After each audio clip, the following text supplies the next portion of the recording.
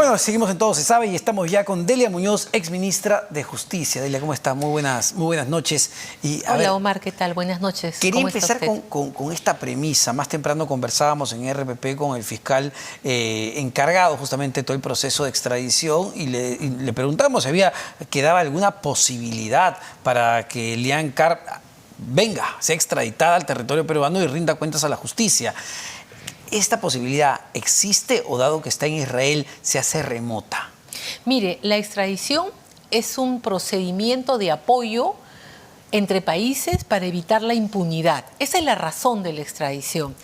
En los últimos años tenemos tratados de lucha contra la corrupción que traen obligaciones para los países de aplicar las decisiones de extradición cuando son requeridos. ¿Por qué? Porque se busca combatir el crimen, sobre todo el gran crimen de transnacionales o el crimen de corrupción.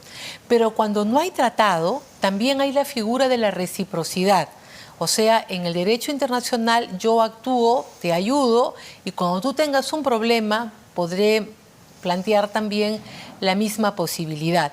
Con Israel no hay tratado de extradición. Eso complica muchísimo las cosas. Complica muchísimo las cosas porque además el Estado israelí junto con el Estado belga y me parece que Argentina y otros 2 estados más no tienen una cultura de extraditar. No entregan a las personas, menos aún cuando son sus connacionales.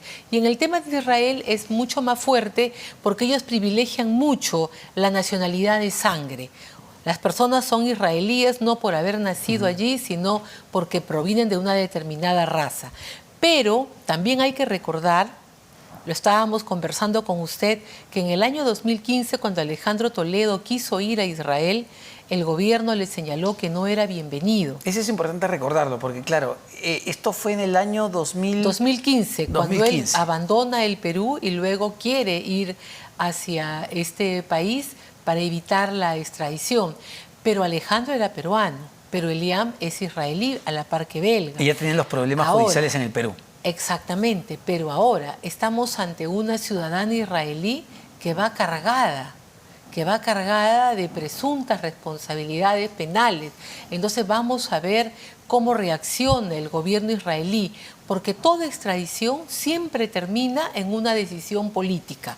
La puede aprobar un juez, la puede sustentar el sistema judicial, pero siempre aterriza en el que el presidente o el órgano de gobierno político toma la decisión final. Entonces la llegada de Elian Karp a Israel de todas maneras debe representar un dolor de cabeza para el gobierno israelí en este momento, porque claro, esto es una noticia de corte internacional. Una ex primera dama que estaba en los Estados Unidos, a su esposo, el expresidente, lo acaban de meter preso en el Perú con una prisión preventiva. Y además hay que recordar de que el señor Toledo viene al Perú no porque Estados Unidos diga, bueno, vayan a ver que lo van a investigar. Exacto. El señor Toledo viene al Perú porque el caso por el que se pide su extradición es uno que surge ante las Cortes de Nueva York, donde los funcionarios de Odebrecht reconocen haber pagado coima en ese asunto y lo vinculan directamente al presidente Toledo. O sea, es un caso desarrollado en una justicia muy fuerte donde tiene índices de veracidad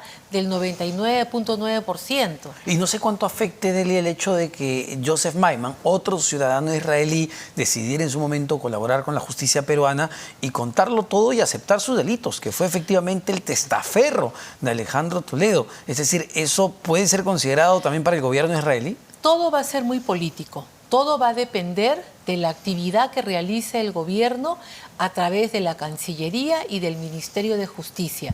De la Cancillería para tender los puentes y del Ministerio de Justicia para que genere la convicción de que estamos ante delitos reales ante las autoridades israelíes, ¿no? Y en el proceso de extradición, cuando se arman 2 cuadernillos, porque si bien es un caso completo que se vinculan, son 2 cuadernillos vinculados, caso Ecoteva, caso Interoceánica, y se envían los cuadernillos de extradición por separado. ¿Fue adecuada la estrategia que siguió el equipo especial Lavallato? Lo que pasa es que si no lo hubieran hecho así, no hubiera salido la extradición de Alejandro Toledo, ¿no? Porque el caso Ecoteva tiene características completamente diferentes versus el caso de Lavallato, que venía con esta probanza casi absoluta del sistema americano, ¿no? Ahora, El caso Ecoteva, tengo entendido que tiene 3 años de presentado ante el Departamento de Estado norteamericano y que no procede, no se le ha dado trámite y que incluso este Departamento de Estado es quien le ha devuelto el pasaporte a la señora Elian Karp, ¿no?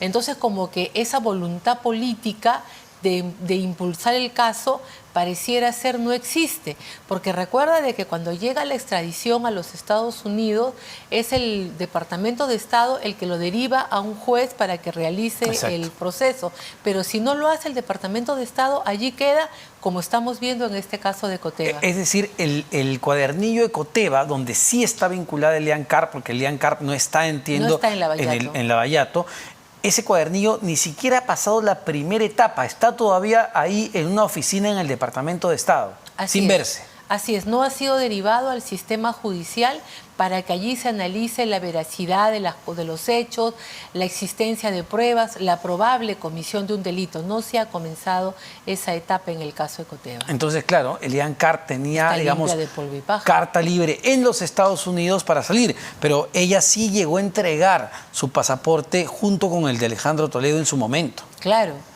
Cuando comenzaban las investigaciones en el 2015 y que dan origen al procedimiento de extradición, ¿no? Pero por el caso de Ecoteva no se ha movido. Entonces allí nuevamente, cuando estamos ante un caso de extradición, hay que tenerlo muy, muy claro, se tiene que realizar una actividad fuerte, conjunta del gobierno, entre Cancillería y el Ministerio de Justicia para ir a sus pares, a los países a los cuales se les está requiriendo la extradición para que ésta proceda. ¿Y hay algún tema de coincidencia política, al menos en el hecho de que los días en el que se decide la extradición de Alejandro Toledo, y prácticamente los estadounidenses te dicen, oye, ¿sabes qué? Peruanos, aquí se los traemos porque ustedes demoran en recogerlo, también decidan devolverle el pasaporte a Elian Karp? Es como un mensaje, ¿sabes qué? Señora, váyase. Toledo estaba realizando una defensa muy buena porque ya no cuestionaba el delito, ni la apariencia de delito, ni las pruebas.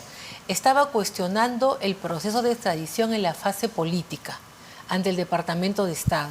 Los abogados habían enfocado allí la aplicación de la quinta enmienda, lo que nosotros llamamos garantías judiciales o debido proceso. Y le decían, tu Departamento de Estado, para que tome la decisión de extradición, tienes que enseñarme cuáles son los documentos que han generado esa convicción y en qué te has basado para tomarla.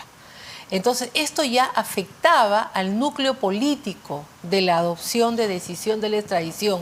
Entonces, antes de que prosperen mayores documentos, alegatos, apelaciones, se concede la extradición y Estados Unidos decide desaforar al presidente Toledo, porque si no lo desaforaban, ese caso podría haber llegado inclusive hasta la Corte Suprema de la República, ¿no?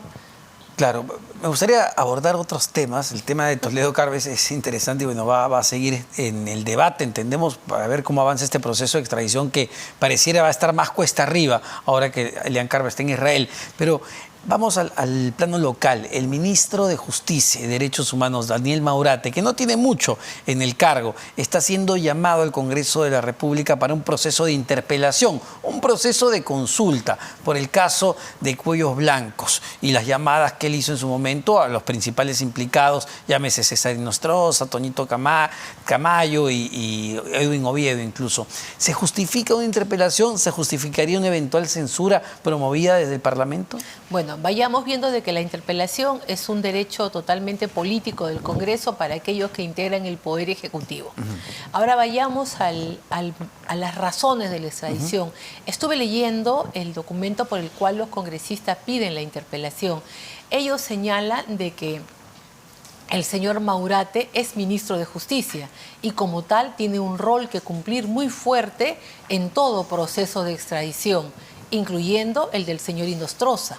Claro. ¿No? Claro. Entonces, desde esa perspectiva, los congresistas consideran que al haber ocultado la relación de amistad que mantuvo durante años con el ex juez Nostroza, esto afecta la idoneidad moral que debe tener toda persona para ocupar un cargo de ministro, y más cuando estamos hablando del ministro de Justicia, que tiene que jugar un rol absolutamente fundamental para conseguir de que el señor Nostroza venga al Perú a ser juzgado.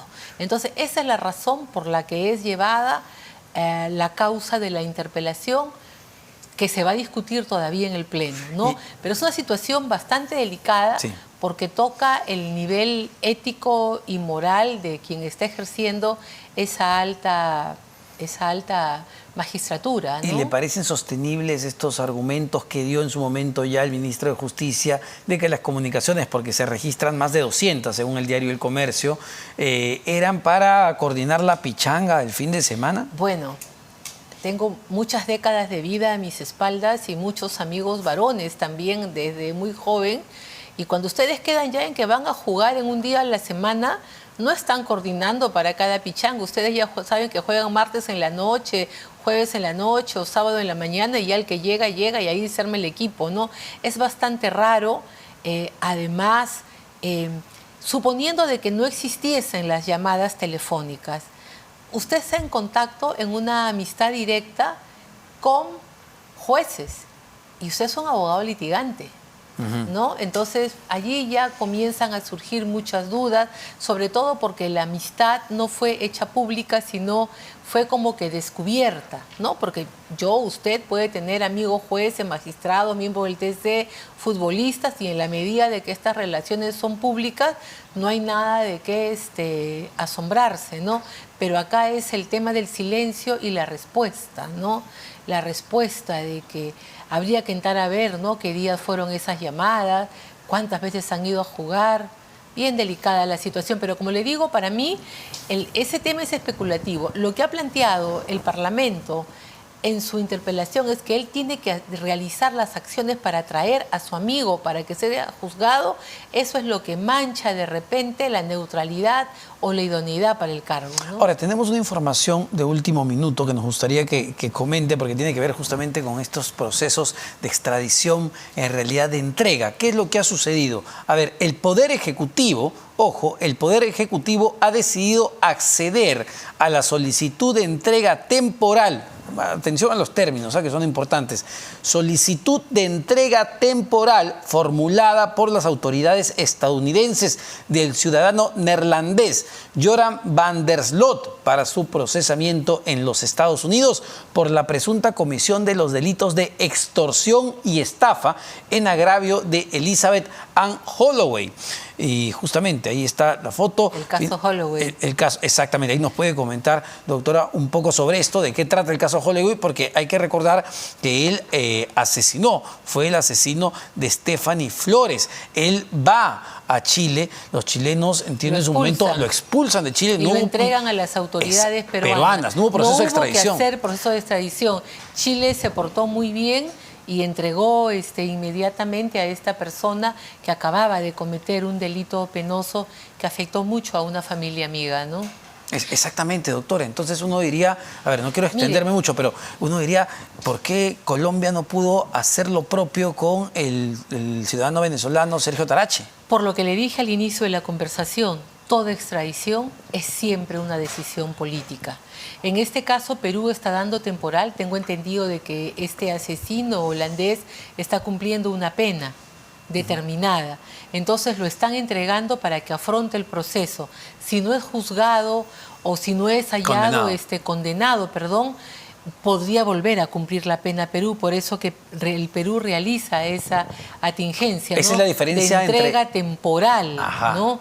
Porque no recuerdo exactamente cuál es la pena que él tiene en el Perú, pero supongamos que por extorsión sean 6, 7 años, los cumple y regresa al Perú a cumplir la pena. No es una extradición propiamente dicha. Me parece que no es una extradición propiamente dicha, ¿no? Porque le están colocando la palabra temporal. Y esto es un tema también de voluntad política, es decir, cuando un gobierno decide, oye, muy bien, júzgalo. El caso Holloway, además, yo recuerdo mucho, viví en Estados Unidos en esos años, fue uno muy sensible porque fue una chica que terminaba sus estudios, que va en viaje a Aruba, en viaje de promoción, de diversión, y es allí donde conoce a esta persona que supuestamente la mata. Nunca se ha podido establecer que realmente él asesinó, ni tampoco se encontró su cuerpo.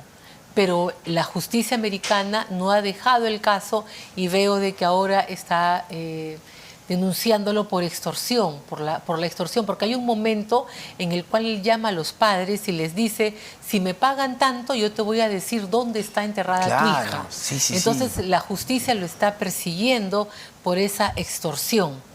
Pero sin embargo, usted lo menciona muy claramente, ¿no? Los años que podría cumplir, claro, pueden ser menores. Pero fíjate, por eso es de que es importante. Este caso te permite entender la razón de ser de la extradición, que es evitar la impunidad. Eso es lo que siempre tenemos que tener por delante, que la justicia tiene que hacer su tarea de investigar, esclarecer los hechos.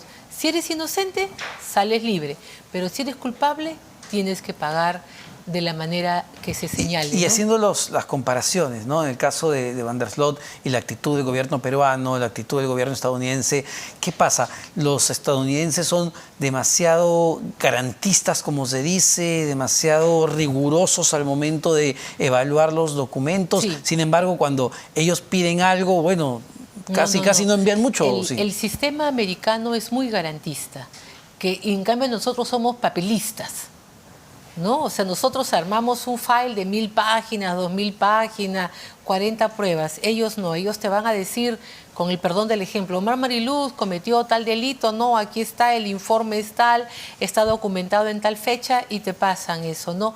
Ellos presumen mucho la veracidad de lo que están afirmando, porque si tú mientes es un delito federal, castigado muy severamente.